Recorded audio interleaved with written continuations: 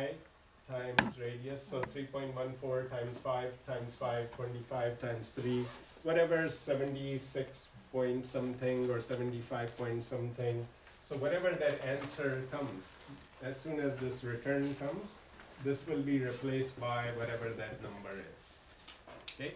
And then that number will get stored over here. Everybody agrees? Yes. So how many lines of code we needed to call this function? 2 lines of code, right? However, if you take a look at this function, you will notice it's totally self-contained, meaning this function does not use any data inside the class. Okay, so let's pretend even if I declare something double, let's say d1 equal to 2.3. Okay, so I could have variables declared over here, but is the code in this function using this variable? No. No, so it's totally self-contained. To call this function, we do not need any memory inside the object, right? Okay, so to make our life easier for those cases where the function does not use any data inside the class, we have the static keyword, okay? So in this case, what we will do is we will add an extra keyword over here called static, okay? So the minute we add static over here, we do not need, this is not the way we will call the function, so this will not work, okay? Because it's static, meaning totally self-contained, our code will now, calling code will look like this. Radius equal to, so name of the class, which is my compute, dot, name of the function, which is compute area, and then whatever parameter you wanted to pass it. So you can see now we only need 1 line of code to call the function, which previously we needed 2, okay?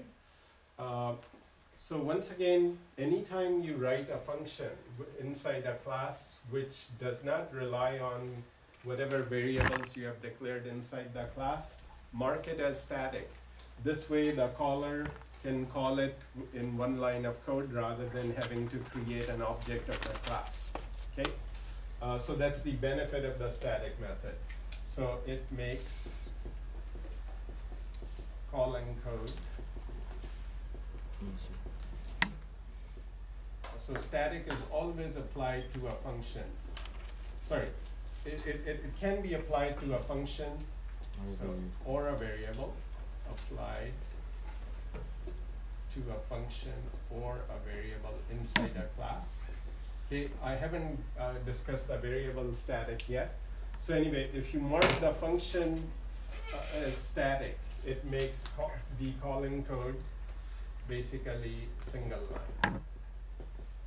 And once again, it will go as name of class dot name of function. So that's the syntax for a static function.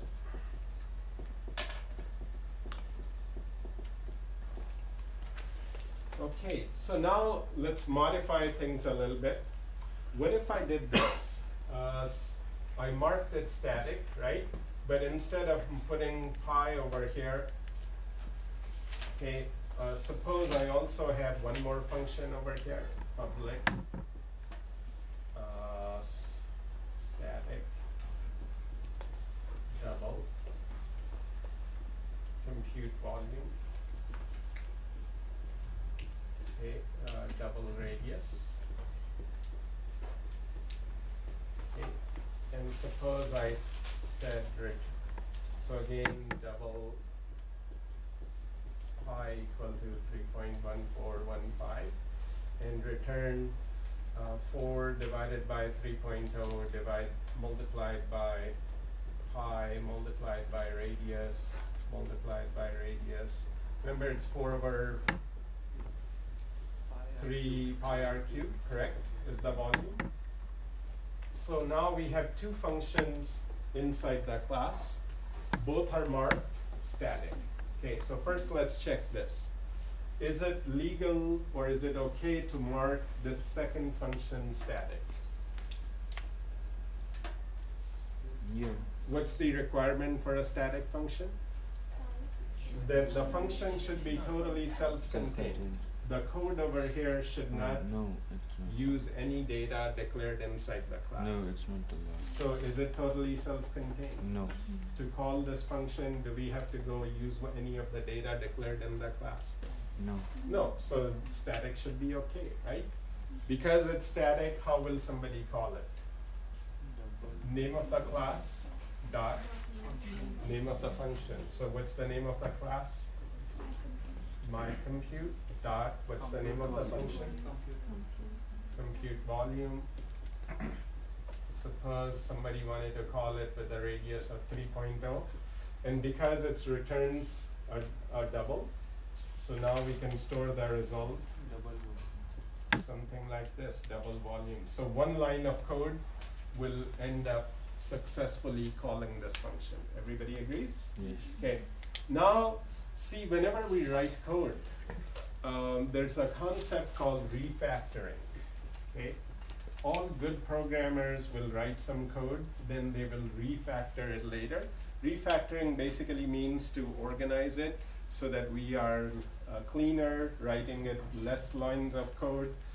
So as soon as you develop this function, then a few days later you added this function, you'll realize you're repeating a few things. Okay, what are we repeating over here? Pi. Pi. Okay. So what you will do is you will say, oh, you know, why should we declare here again, declare here again? So let's do this. Let's move this double pi and make it the variable inside the class. Okay? So as soon as we do this, then of course we won't write this line, we won't write this line, because this pi now will come from here. It will static. So now will the static keyword make sense over here? No. Now see, this pi over here is using the data declared inside the class. So this code will not even compile. You try to run it, it will give you a compiler error that it is using, that this is a non-static field. So this is the error you will get, that your static method is using a non-static field called pi.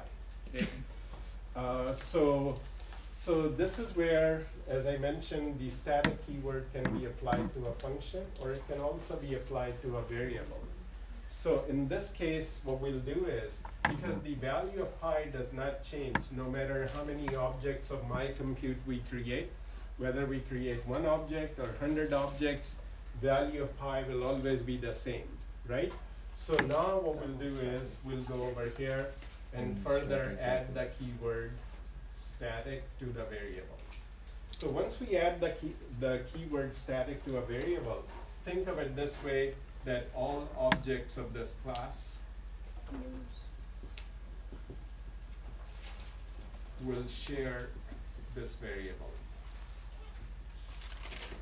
Meaning there will be a single memory for no matter how many objects of MyCompute you create, there will be one single memory for this particular variable. So if you have 5 objects of it, all 5 of them will be pointing to the same memory for this variable pi because it's marked static. Okay? So now it is okay to use a static variable inside a static function. Okay, so it is okay to use static variable inside a static function. Okay, so now this is okay.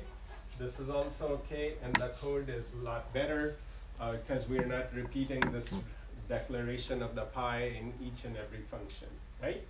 So everybody follows the static keyword. Okay. So anyway, as I go to the computer, maybe not this lecture, but next lecture, I will give you a few more examples so that you completely understand when to use static, when not to use static. Okay. So now let's come to the next three keywords, which are extremely important for us to understand.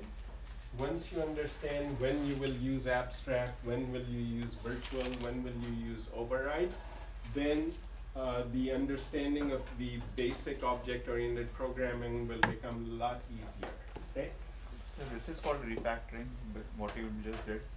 I refactored the pi to appear as a single data inside the class so that we don't have to repeat these two lines. So these two lines will disappear, and that's called refactoring. Okay, now let's go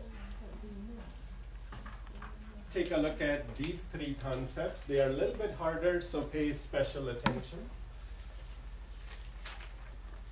Because once you understand those three concepts, the rest of our learning of basic object-oriented programming will be extremely easy. And I'll give you a warning, even some of the really good developers often do not know what's the difference between these three things, okay? So even if you've been programming for a while, take a look at my explanation and hopefully you'll be able to understand it clearly. What do these mean, okay? Okay, so anyway, so now we want to clarify virtual, abstract, and override. Okay, all of these have to do with inheritance. Okay, so in fact, actually, this will be a lot better if I went to the computer. So let me go to the computer, and because then I can copy and paste the code and save a lot of time.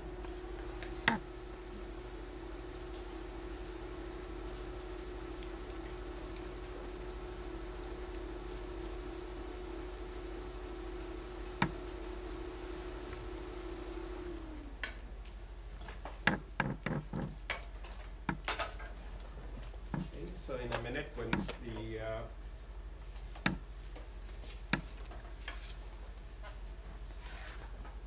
okay, so hopefully you guys have all obtained Visual Studio. And once again, you know, unless you've been programming for a while and you think whatever we have covered so far is too basic, if you are, let's say, not as confident in your programming, whatever I create in the class, make sure you go home, open the computer, and try to recreate it. That only then you will become better at programming. So just watching and reading will not make you a better programmer, okay? Okay, so first of all, we created a project last time. Remember, I forgot we called it first or something, right? And remember, I had put it in a folder called CS440 something fall or something, right? CS440. So there's a couple of ways to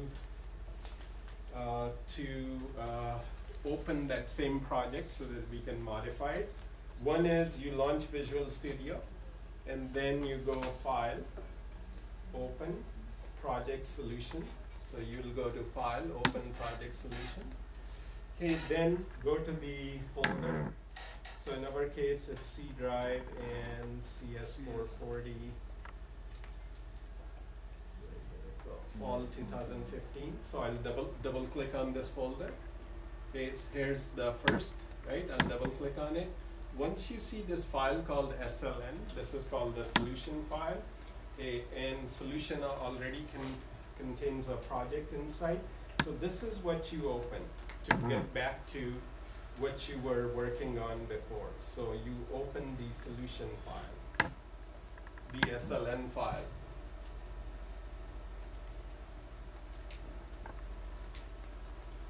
Okay, so remember, this is what we had done last time. We had created a student class. So if I double click on the student class, show you, here's the student, and we had the 5 fields, first name, last name, and so on, right? Okay. And we had this one method, compute grade, okay? So now let's pretend you were creating some kind of a university application. and you wanted to, and let's pretend this, whatever 5 fields we created represent an undergraduate student, okay? Now we wanted to represent a graduate student, okay? So if I go right click on name of the project, so not the solution, but the project, right click, and choose add, new item.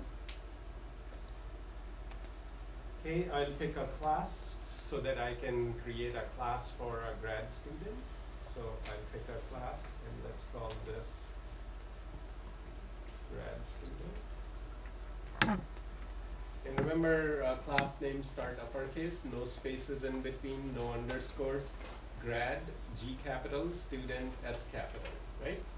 And a class, and make sure it's C#, okay? And click add. So we'll create just a skeleton for the grad student class, okay? Now again, we will declare some fields over here, right? And some functions over here. So let me ask you what kind of fields we need for a grad student. Will a grad student have first name? Mm-hmm. Yes, last name. Mm-hmm. ID. Let's also pretend grad student will have test 1 and test 2, okay? Now let me pretend grad student will have 1 extra field called thesis, okay? So 5 fields will be the same as a student, but 6th field thesis will be extra. Okay, so if I'm typing this code, what will I do? One option is I will do string first name, right? Then I will right click on it, refactor, encapsulate field, right? So and I'll delete the extra line. So same way I will add the second property, third field, fourth field, fifth field, sixth field, right? Okay, or what's the other possibility? You will say, oh, 5 fields are the same as the student. So you will go over here to the student class and you will start copying, highlighting, and copying this part, right? So let me copy all the 5 fields. In fact, let me copy all the 6 fields. I mean not the 6 fields, meaning the function also. Let me copy everything, okay? So I'm copying the inside of the class. Remember, what does this curly indicate? End of what? Class. End of namespace. So above the last 2 curly braces and starting from student first name. So I'm copying the inside of the class. Copy, and I go to the grad student and I paste it, right? And then I needed 1 extra field, so let me go above this and I can declare, let's say, string thesis. And if I right click on it, refactor, encapsulate field, okay, so now we have the 6th field, right? So how much effort did we put in over here as far as adding or creating the grad student class? It was really typing 1 line of code and copying and pasting the other, right? So first, let me give you a guideline. Anytime you're copying and pasting and developing code, you are a poor programmer, okay? Good programmers never copy and paste, okay? So again, gradually you'll see why, okay? So because there are many things common with the student class over here, this is where we use inheritance, okay? So, so let me delete all of these things. And let me just leave the compute grade just for the sake of saving time. So in the student class, I deleted all the fields, okay? And just kept the compute grade, okay? And over here, now what we'll do is we will inherit from the student. So this colon student basically means inherit all the fields, all the functions from the student class. So this is how we indicate inheritance in C#, which is exactly like C++, but different from Java, okay? So anything that was in student class is available over here. And what does that include? First name, last name, ID, test 1, test 2. We can add an extra field. Okay, so in inheritance, you can add more fields. Okay, but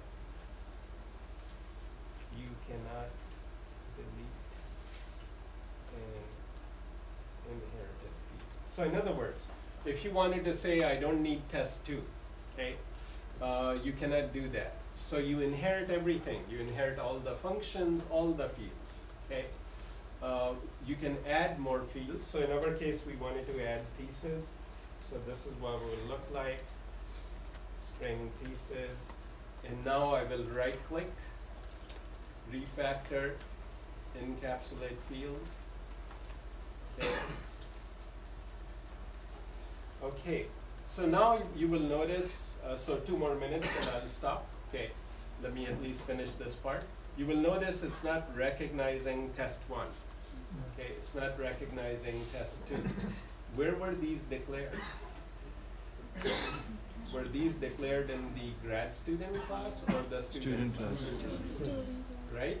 And remember, it's test with a T lowercase.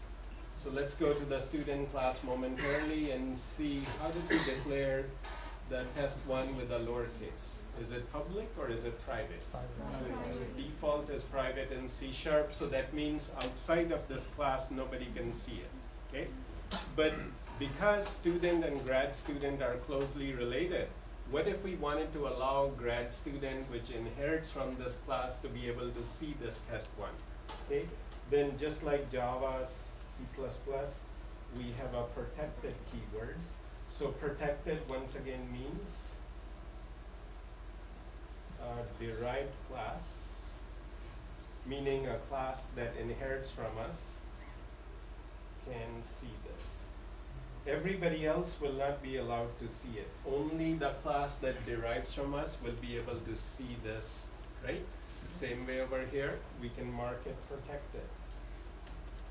So this is same as Java, same as C++, no difference over here. Now, 1 more minute, if I go back to the grad student. Okay, so now you can see it recognizes the test 1, test 2, right?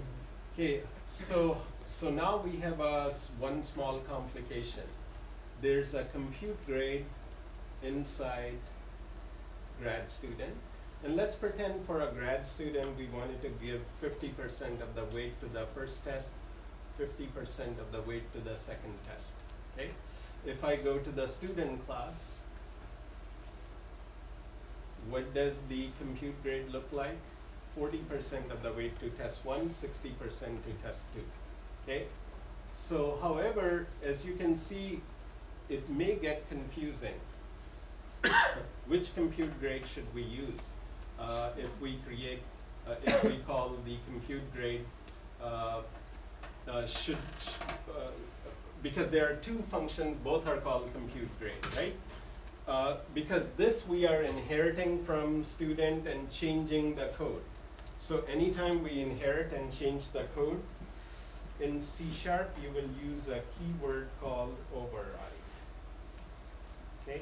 So that basically means we inherited it. Okay, but